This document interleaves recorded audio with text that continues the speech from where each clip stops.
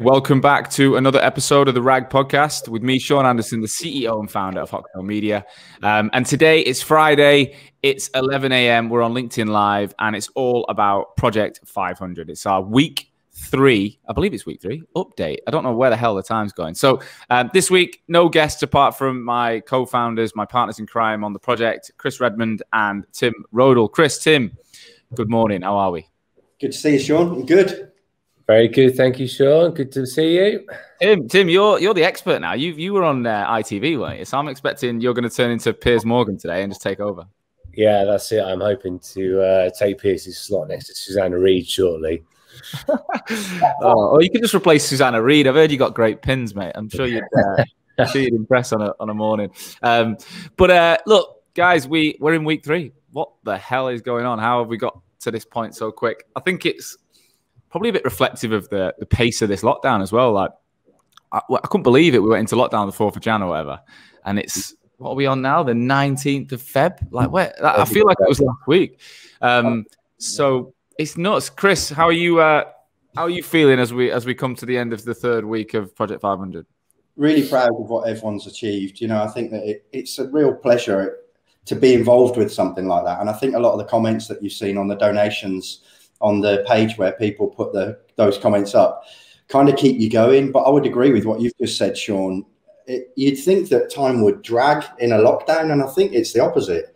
I actually think that the days kind of blend into one. Yeah. There's such a similarity in each day. You end up at the end of the week thinking, did that happen on Tuesday or Thursday? Or, you know, where am I? So, you know, maybe that's a good thing, actually. But yeah, I think in terms of where we are, I'm really proud of everyone's contribution to date. Yeah, same. Tim, how about you? How are you coping as we come to the end of week 3? Not sure I'm coping. I'm not sure that's the right word, Sean, to be honest.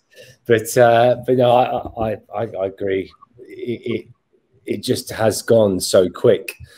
Not only with Project 500, but work and business is picked up. And as Chris, you were mentioning before, requirements coming in left, right, and centre. We've got the same situation. But from a Project 500 point of view, I can't believe from the day that we spoke initially to where we've got to so far is incredible. Yeah.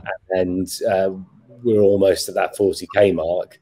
The thing for me, the thing that I really enjoyed, and I didn't really think about this at the beginning, was just the small letter of thanks that we all received with the pictures of the kids with the laptops, just saying how much that small number of laptops that we've presented at that school has changed those kids' lives and had such a big impact.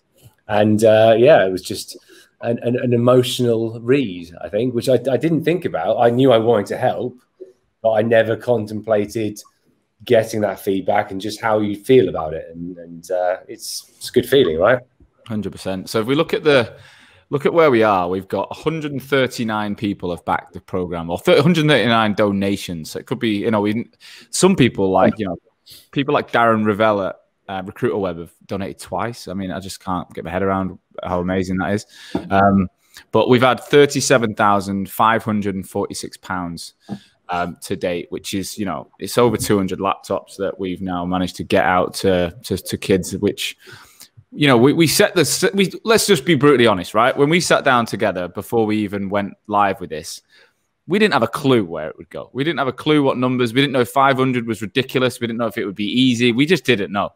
I fancied that the industry would get behind us. I knew that together we could rally up people, and we know enough people that have access to capital and you know, probably would feel similar to us about the initiative. But yeah, when you actually look at that, you know, 200 children's lives affected and changed, and people across the market, across the world. You know, I've had donations from people in Asia and all sorts that it just shows, you know, when you come together, good things can happen. Chris, tell us, I know you've printed off a bit of information, haven't you, around some of the stats and facts, and also some of the news that the messages we've received from the kids themselves. Yeah, definitely. So, you know, I did some analysis recently, and there's 119,000 people that are colleagues of ours in the recruitment sector across the UK. And so far, we've had 139 of them generously donate. Now, from the number that you mentioned, which is 37,546, which is a phenomenal number to raise, we've got 42,454 to go. Now, if you take away the number of people that have already donated, we've got 118,816 people who are yet to donate. And if each one of those donated 35p, we'd get to the 500 target. Now, clearly, that's a bit of fun when it comes to the numbers, and we're never going to get traction with 118,000 people. But for the people that we've all got access to, we've all got thousands of people on our LinkedIn, and all we need is a fraction more of those people to donate. And I think we'll see a significant movement over the next few days, upward and beyond our 50% mark of 40 grand, Sean. So from a numbers perspective, if we've got 8 days left of February, and we'd love to achieve this in February, then we need to raise £5,306 per day for the next 8 days. Yeah. I mean, I would like to think, look, the worst case scenario by the end of this month, we've got to hit that 40 grand mark. We've got to hit 40 grand. We've got to hit that. I just don't know what it is. It's like waking up at like 7:02. You can't do it. You wake up at 7 o'clock or 10 past or 5 past. You got to hit a round number, right? And where we are right now, we're just in no man's land. So let's get to that 40 grand at the minimum.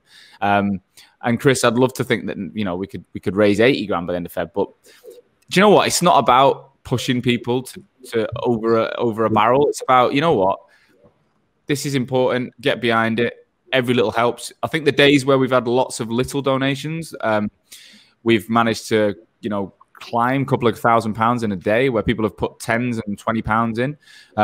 So you don't need to give us 1,000, you don't need to give 500, you could just give 25 quid. If everyone who watches this video on LinkedIn Live, we'll probably get 500 to 1,000 video views. Everyone just give 25 quid. We'll be there. We'll get an amazing return from it.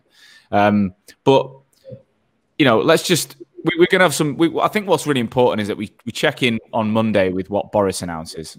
Yeah. And then we think about how we go. We've got a meeting on Tuesday, haven't we, where we're going to talk about the news, and we're going to think about where we take the initiative beyond that point. Because I think there'll be a lot of people that'll think, schools are open now, don't worry about it, we don't need to do it. Whereas, I put on a post this morning, every school's going to have an inevitable outbreak. There's going to be bubbles in and out. It's not going to be plain sailing on the 8th of March, like back to normal, is it? What do you think, Tim? How do you think the need's going to be beyond the 8th of March? But the problem that I have at the moment, and I think the government have already teed this up, is they've started saying to us, we're going to look at the data and not dates. So what I believe they're saying is, don't expect us to give you any real clear timescales. I just don't think they're going to. And so that's going to be a problem in itself, because the ambiguity of that is going to then make it difficult for the schools to work out how to bring people back and when. And even if you do, like you said on that post, Sean, and like every teacher has said to us, it's not going to stop there. As soon as there is one positive test, and if they're doing lateral flow testing, they're going to know very quickly if anyone is positive, then they're going to close that bubble down of 40, 50, 60, 70 kids. And so the demand to have learning from home it's not going to disappear this year. So that's one of the things we've spoken about a few times. It's one of the things that we've had people say, look, should we be donating because they're going back to school? So after that conversation, after the presentation from Boris Johnson on Monday, we'll know more. But I still think that demand is going to be there. And that's what we're going to continue to try and get as close to that 500 number as we can.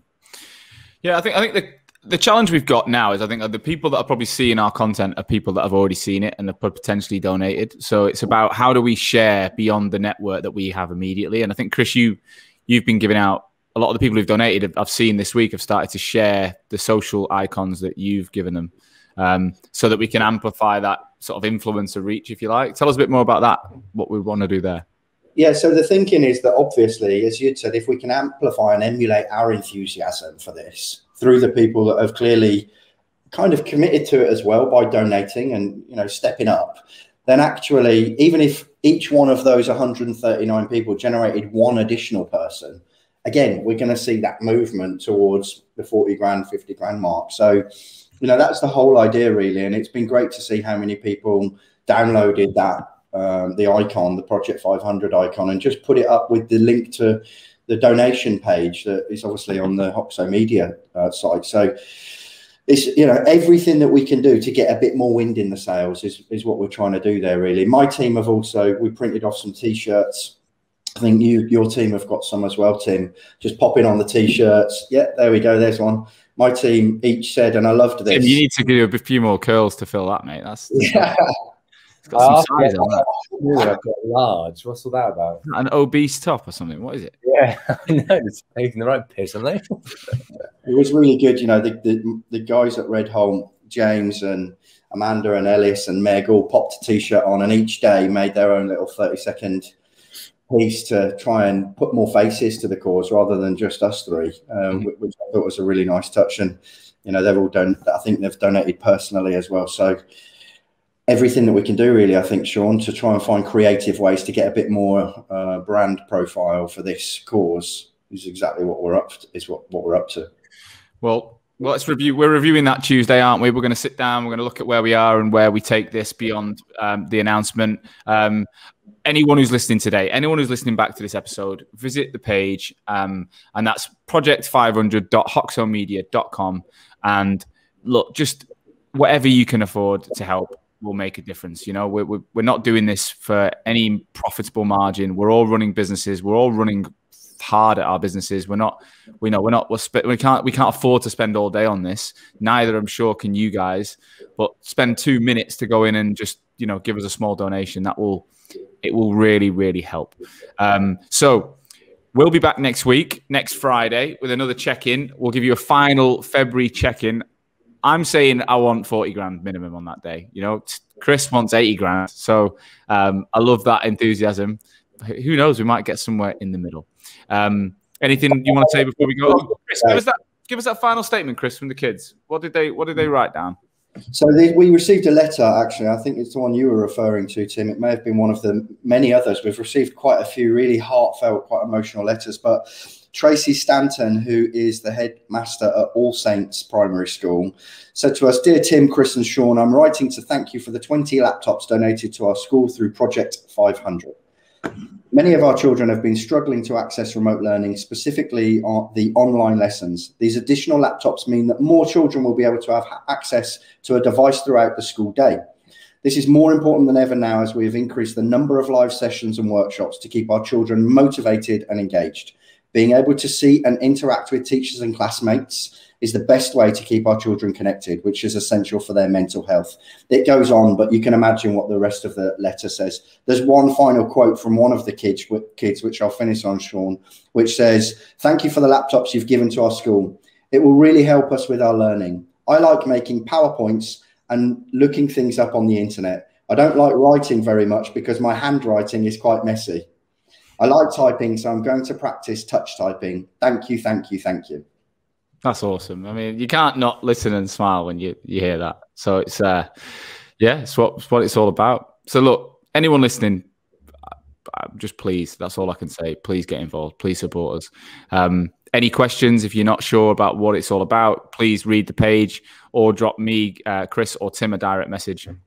And we will check in with you again next week.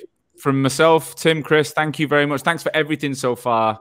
And we will see you all again next week. Take care of yourselves.